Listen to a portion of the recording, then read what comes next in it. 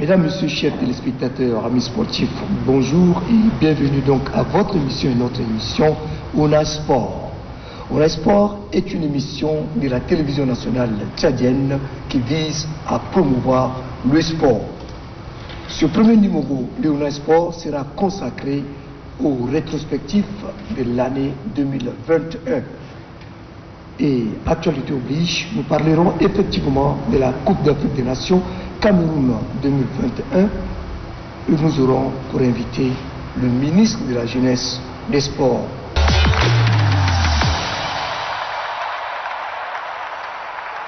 Nous allons entamer ce premier numéro de ONA Sport par la soirée sportive. Un événement organisé par le ministère de la Jeunesse et des Sports pour récompenser les meilleurs athlètes, ceux qui ont marqué de leur empreinte l'année 2021. Moment d'échange et de partage pour les différents acteurs des sports au Tchad et surtout des récompenses des sportifs ayant marqué la saison sportive 2020-2021. L'année du sportif est aussi un cadre de réflexion pour passer au pain fin les mots qui minent le sport tchadien. Pour les organisateurs, la tenue de cette soirée vise à honorer les sportifs afin de les encourager à faire plus. Le coordonnateur national de l'Office national d'appui à la jeunesse et au sport a indiqué que le sport est un facteur d'unité et d'épanouissement. Pour sa part, le président du COST situe que la réussite sportive n'est pas une question de moyens, mais de volonté. Avis partagé par le ministre de la Jeunesse et des Sports.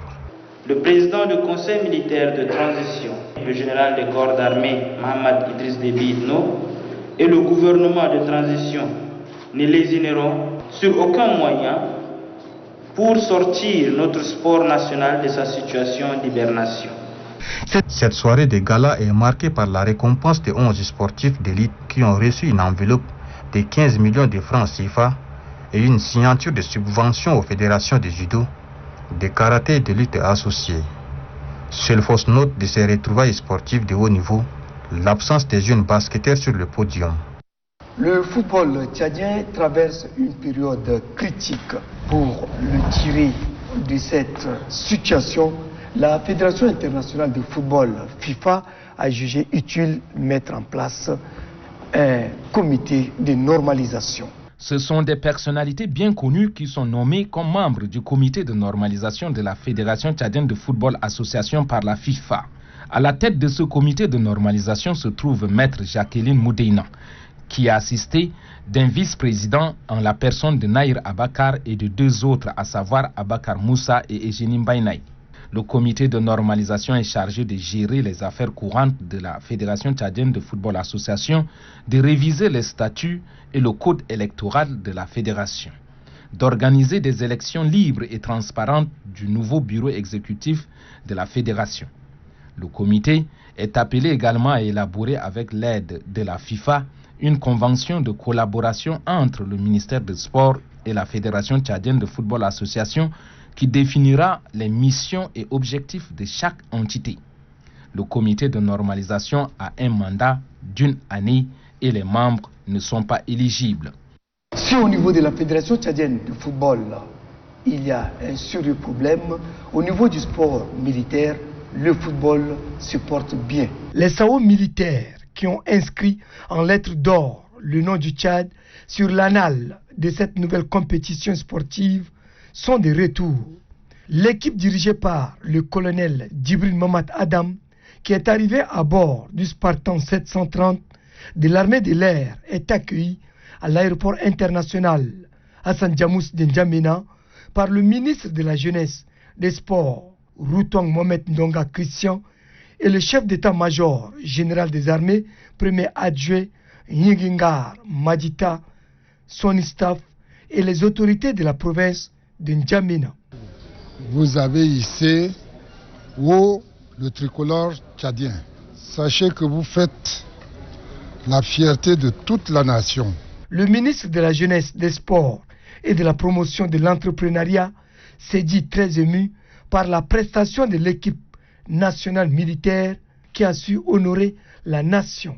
Nous sommes plus qu'honorés parce que nos forces de défense et de sécurité, hors du terrain, hors des champs de combat, ont prouvé qu'ils sont ces combattants-là qui peuvent faire leur preuve aussi bien dans le sport. Et c'est pour nous une joie et nous voulons les féliciter. Le tournoi de football de cette première édition des Jeux de la solidarité pour la paix de la sous-région du Sahel, qui a regroupé à Abuja, au Nigeria, le Burkina Faso, le Cameroun, la Guinée-Conakry, le Mali, le Nigeria pays hôte et le Tchad, va se jouer dans sa deuxième édition en 2022 à N'Djamena, au Tchad. Nous ne pouvons pas parler de l'année 2021 sans parler du basketball.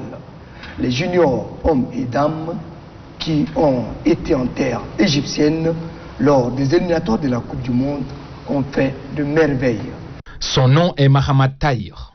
Ce jeune basketteur tchadien a lui seul 21 points et 32 rebonds. La presse égyptienne le surnomme Mahamad Tahir on fire à cause de sa performance, ce qui signifie Mahamad Tahir le feu. La puissance du jeune basketteur a permis aux jeunes Sao de terrasser les jeunes Panthères du Gabon sur un score de 70 points à 56. Les moins de 16 ans garçons remportent leur deuxième match consécutif et se qualifient en quart de finale. Chez les filles, il y a un sursaut d'orgueil après le forfait contre les Égyptiennes. Elles ont emboîté le pas aux garçons en croquant en une bouchée les petites Panthères du Gabon. Le score est sans appel de 84 points à 29. Cette première victoire des filles avec un large score est un bon pas pour la suite de leur compétition. 2021 a été marqué aussi sur le plan national par la 4e édition du championnat national de lutte traditionnelle. La 4e édition du championnat national de lutte africaine, placée sous le thème « Renforçons l'unité à travers le sport », s'est achevée sur une note de satisfaction pour les lutteurs venus de la province du Mayo-Kibi-Est qui ont su tenir la dragée haute face à leurs adversaires, hommes et dames, au combat en équipe et dans presque toutes les 5 catégories de combat individuels. Une domination qui confirme la suprématie du Mayo-Kibi-Est, province dans laquelle la lutte traditionnelle est une distraction favorite pour les plus jeunes. Ces lutteurs du Mayo-Kibi-Est sont suivis des wrestlers de la province de N'Djamena qui occupent la 2e place et les lutteurs des provinces de la Tandilé et du Charibagrimi qui se partagent la dernière marche du podium chez les hommes et chez les dames. La qualité de combat des lutteurs que nous avons découvert depuis 3 jours rassure et témoigne à suffisance le plein d'espoir que la lutte traditionnelle dans notre pays se porte à merveille. Ces retrouvailles qui ont permis à la Fédération tchadienne de lutte de primer et d'encourager ses athlètes ont été également une occasion pour le public de vivre un moment sensationnel.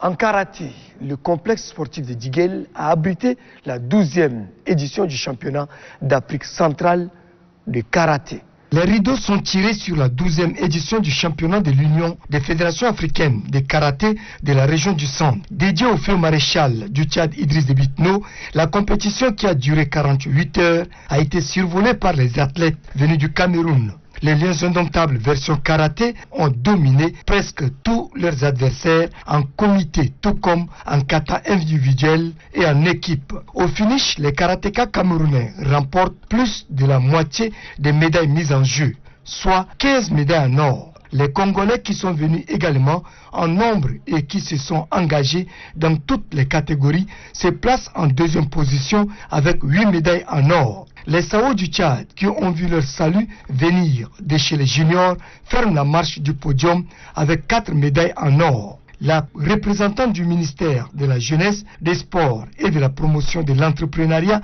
exprime la satisfaction du gouvernement de transition pour la réussite de l'événement.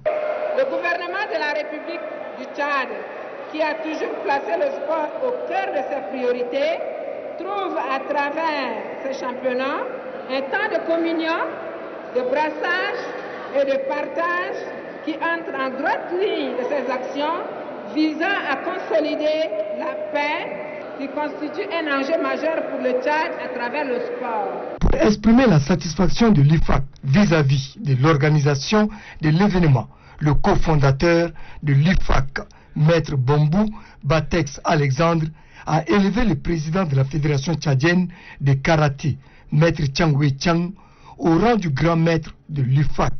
En province, 2021 a été marqué également par le lancement officiel du championnat national de cyclisme. Nous voulons faire une course qui n'a pas d'accident.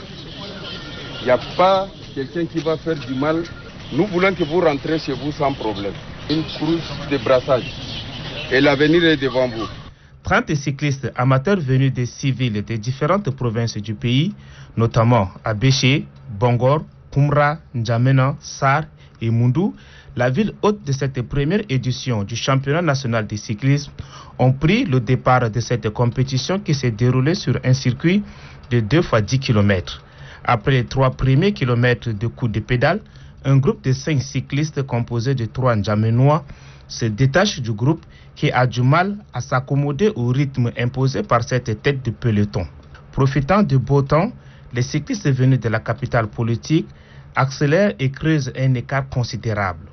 Au second tour du circuit, le public de la capitale économique assiste à une razzia de cyclistes n'djamenois qui s'accaparent de 3 marches du podium avec le triomphe de Béchir Abakar qui gagne le trophée avec un temps de 31 minutes 59 secondes.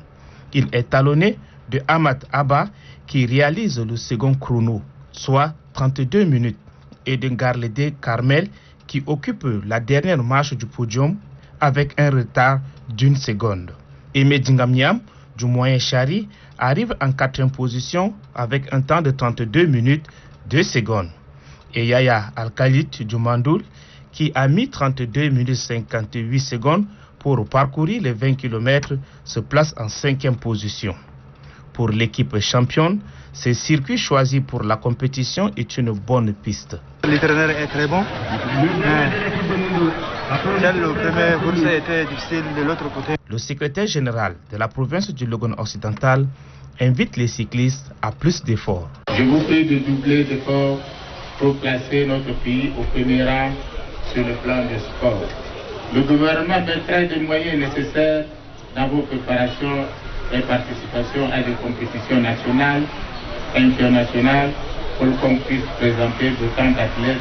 Cette première édition du championnat national de cyclisme est un véritable appel que lancent les organisateurs aux sponsors pour venir au chevet de la petite reine qui, à l'époque, faisait les beaux jours du sport tchadien grâce au soutien de la brasserie du Tchad qui, aujourd'hui, n'arrive plus à jouer le même rôle. L'ambassade du Cameroun a initié le village de la Cannes 2021. Nous allons dans ce village pour vivre l'ambiance. L'ambassade du Cameroun au Tchad s'engage à faire de l'organisation de la 33e édition de la Coupe d'Afrique des Nations de football Cannes Cameroun 2021 une opportunité de renforcer les liens de fraternité, le patriotisme entre les filles et les fils du Cameroun et aussi des liens d'amitié et de coopération avec le Tchad et bien d'autres pays du continent.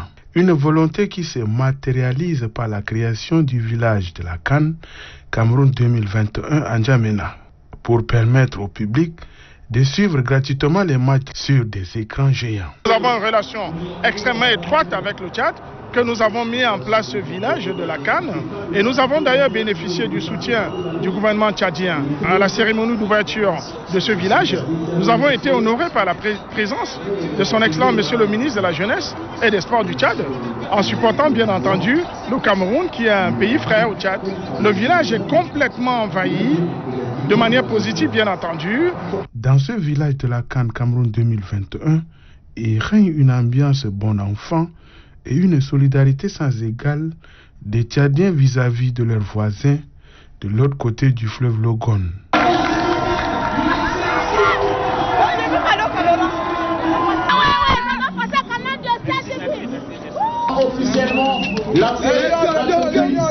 Une initiative saluée par le chargé d'affaires du Burkina Faso, Florent Bougoum, qui préfère passer toutes les soirées de la Cannes ici en compagnie du ministre tchadien de la Jeunesse et des Sports et bien d'autres connaissances. Qu'il a toutes ses chances pour la suite du tournoi. ça nous permet de fraterniser.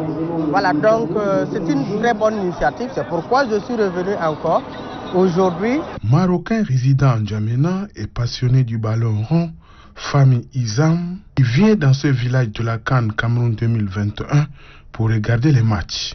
Ça fait rapprocher tout le monde, ça fait rapprocher tous les citoyens ici tchadiens ainsi que camerounais ou autres. Je trouve que c'est une très bonne chose à faire. Les Tchadiens peuvent soutenir leurs frères marocains, mais après chacun a son libre choix. C'est l'esprit d'équipe, c'est l'esprit de sport. Comme on peut le constater à travers ces images et les réactions des intervenants, le sport et plus particulièrement le football est un facteur de brassage, de fraternité et d'unité.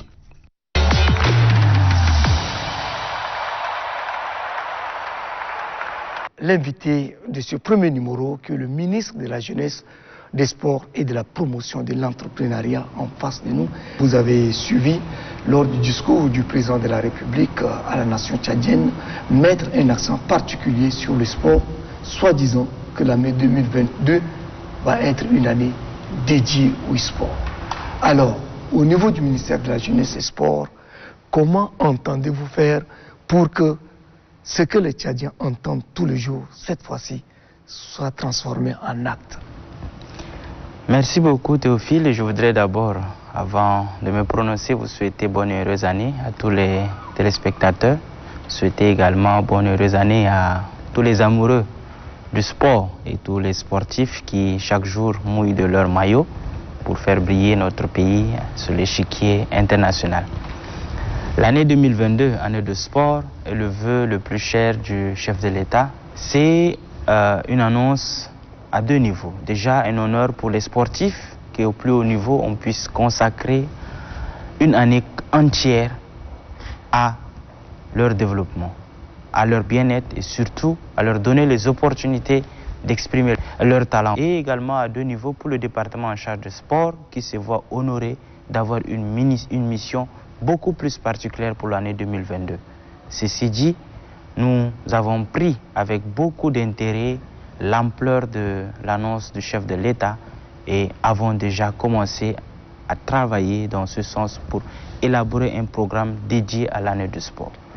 Ça sera suite logique de nos engagements de 2021, comme vous l'avez si bien dit dans vos différents reportages.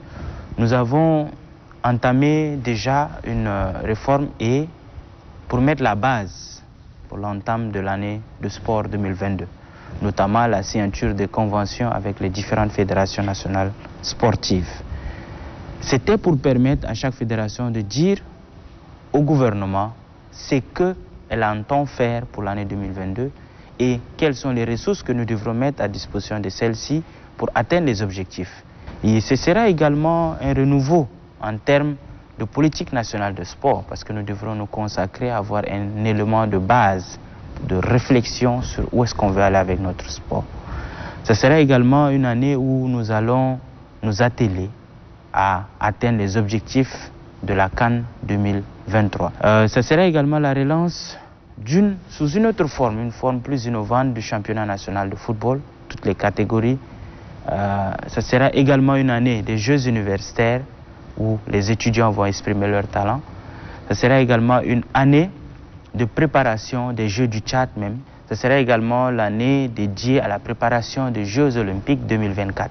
Parce que l'objectif, c'est avoir des triomphes à l'international. Et nous allons nous atteler pour préparer nos athlètes à ce qu'ils puissent atteindre ces objectifs-là. Ce sera également l'année de mise à contribution des maîtres d'éducation physique et sportive, le professeur d'EPS, pour que eux également, dans les différents niveaux, dans les établissements où ils sont, puissent redynamiser la fédération sportive scolaire, mais au-delà, d'initier des activités dans différentes disciplines pour permettre à ce que celles-ci puissent drainer des talents. Ça sera également l'année où nous allons encore primer davantage d'autres sportifs pour qu'eux également puissent vivre de leur talent. Mais au-delà de tout, une année qui ne va pas nous voir dormir sur les réformes profondes des différentes instances de gouvernance. Et nous voulons remercier le chef de l'État de nous avoir défiés dans ce sens et nous avoir donné les orientations pour atteindre ces objectifs-là. Monsieur le ministre, le problème le plus sérieux au niveau du sport tchadien, c'est le problème des infrastructures. Est-ce que tous ces projets peuvent se réaliser tant qu'on n'arrive pas à avoir des infrastructures dignes de ce nom? Les infrastructures, c'est une préoccupation majeure pour le développement du sport. Et nous mesurons vraiment avec toute son ampleur l'importance des infrastructures. D'ailleurs, c'est pourquoi en 2021, nous avons fait des plaidoyers que malgré la situation économique assez difficile que traverse le Tchad, les infrastructures sportives ne doivent pas être laissées de côté. C'est d'ailleurs ces éléments qui ont catalysé l'ambition du chef de l'État à pouvoir faire de l'année 2022 l'année de sport. Parce que personnellement, il s'est attelé à instruire pour que plusieurs infrastructures sportives qui sont aux arrêts puissent être relancées. Le stade Idriss Mamad Ouya, qui est en état assez déplorable depuis bientôt 2 ans, s'est vu donc en tout cas en phase de rénovation. Les retards sont souvent des éléments qui peuvent nous permettre de mieux nous lancer. Et nous pensons qu'il ne suffit pas juste de dire qu'on veut relancer les chantiers ou ainsi de suite, mais de s'assurer que nous avons les moyens de ces politiques pour ne pas juste relancer pour arrêter à un moment.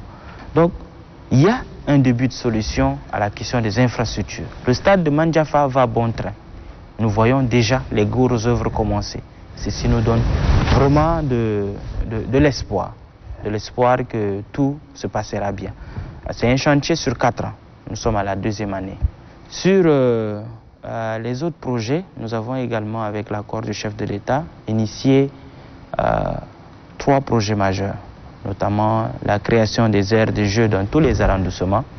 Ça, c'est vivement en 2022 que nous puissions le faire, parce que ce n'est pas des gros travaux, mais l'aménagement des aires de jeu, des espaces de pratique de sport. Et nous avons travaillé avec le ministère de l'Aménagement pour identifier les espaces qui sont dédiés au sport. Nous avons la Cité de la Jeunesse et des Sports qui va s'adjoindre au stade de Mandjafa, où nous allons construire des arènes. Mais ça également, c'est un projet qui va durer 3 à 4 années, parce que ce sont des infrastructures de haute facture. Nous espérons que si les ressources suivent, nous allons consacrer le 1er trimestre pour ces réalisations et le 2e trimestre vivement que les espaces puissent permettre donc aux sportifs de pratiquer ce qu'ils aiment plus. Le Sao Basket a fait une prouesse en Égypte et le président du Conseil militaire de transition leur a promis un terrain. Ces choses faites. Oui, monsieur le ministre, tout ce que vous venez de citer demande de gros moyens. Pourtant, on a un très beau stade quelque part que les gens n'exploitent pas et qu'on a laissé en train de se détruire. En réalité, au même titre que le stade Idriss Mamad Ouya, le cas du stade de Diguel a été plaidé au même titre. Et celui de Diguel également a eu l'accord pour la relance des travaux. Mais c'est déjà un marché qui a été attribué et qu'il faut juste finaliser. Alors, avec la mise sur pied du comité de normalisation et avec l'engagement des SAO aux éliminatoires de la Coupe d'Afrique des Nations 2023, sur quelle base les joueurs seront donc sélectionnés? Est-ce qu'on va rapidement entamer le championnat pour pouvoir quand même justifier la sélection des joueurs? Est-ce que le comité de normalisation est vraiment informé de la situation de certains de nos footballeurs? Parce que nous avons des bons footballeurs dans le championnat asiatique. Malheureusement, la plupart des footballeurs tchadiens préfèrent plutôt jouer dans le championnat asiatique et d'autres par la suite, ils prennent même des nationalités non loin autour de nous. Mais est-ce que le comité de normalisation pourra au moins, avec bien sûr la contribution du ministère, avoir une équipe qui pourrait satisfaire les Tchadiens? Tout est question d'approche et je pense que le comité de normalisation aura tous les moyens et l'appui nécessaire de l'État pour relancer de la belle manière le football. Le championnat national ne sera pas perdu de vue, soyez rassurés. Et nous travaillons avec eux dans ce sens pour qu'ils puissent se mettre au travail. Que ce soit au niveau du gouvernement, que ce soit au niveau du sommet, au niveau des joueurs, chacun rêve de voir le Tchad à l'international, à la CAN. Et ce rêve-là est partagé. Ce n'est pas juste une question de d'une seule partie. C'est une question de tous et nous espérons pouvoir atteindre ensemble ces objectifs. Nous allons relancer très bientôt le championnat et pouvoir identifier les meilleurs. Le Tchad ne vient pas de nulle part. Il y a déjà une base. Et cette base sera utilisée pour donc aller de l'avant avec vraiment l'aide de tout le monde. Merci, monsieur le ministre. Quels sont vos derniers mots? Merci beaucoup. C'est l'année de sport pour nous. C'est une initiative de tout le monde. Ça doit être un concept que tout le monde doit s'approprier. Ça doit être le défi de tout le monde. Ça doit être le défi de toute une génération. Le défi des sportifs, le défi des gouvernants, le défi des instances de gouvernance de différentes disciplines. Et nous les appelons tous à la convergence d'idées, à la convergence de forces pour que chacun puisse jouer sa partition à son niveau et vraiment respecter ce vœu le plus cher du chef de l'État. Merci. C'est avec ce mot du ministre de la Jeunesse et des Sports, M. Routouang Mohamed Christian Donga, que s'achève donc cette émission. Chers téléspectateurs, merci de votre fidélité. Restez toujours sur Télé Tchad car les bonnes choses ne font que commencer.